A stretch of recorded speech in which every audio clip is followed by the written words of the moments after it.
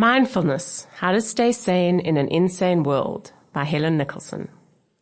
This book is a dedication to Michael, my precious soulmate, Sabrina and Caitlin, my amazing daughters, whom I'm so incredibly proud of, the networking company team, Caitlin, Paula, Portia, Noku, Angie, KG, and Sheena, for doing such great fairy dust work so that I could do the deep work required to birth this book. And Brookdale, my favorite recovery place in the whole world. Chapter 1. Wake-up calls.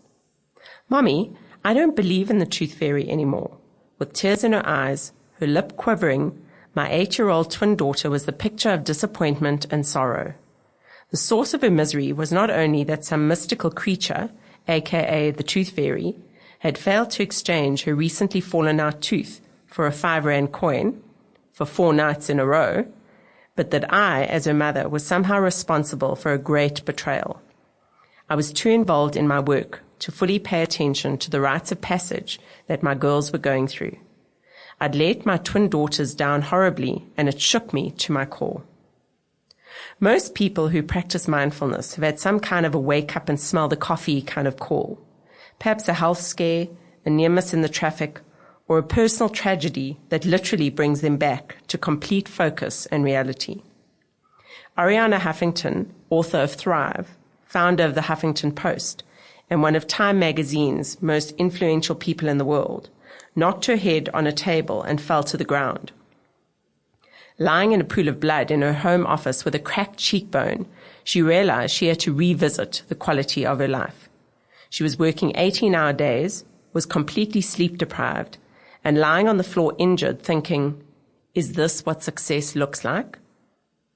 I had to have not one, but 2 mindfulness reality wake-up calls. I'm clearly quite stubborn. One was the parenting wake-up call with the tooth fairy I mentioned previously, and the other was a brush with death health scare. I was a single mother of identical twin girls, Sabrina and Caitlin, from when they were 3. These were not easy years. I felt mostly humbled, and the other word that best characterized my life was overwhelmed. I felt overwhelmed every single day.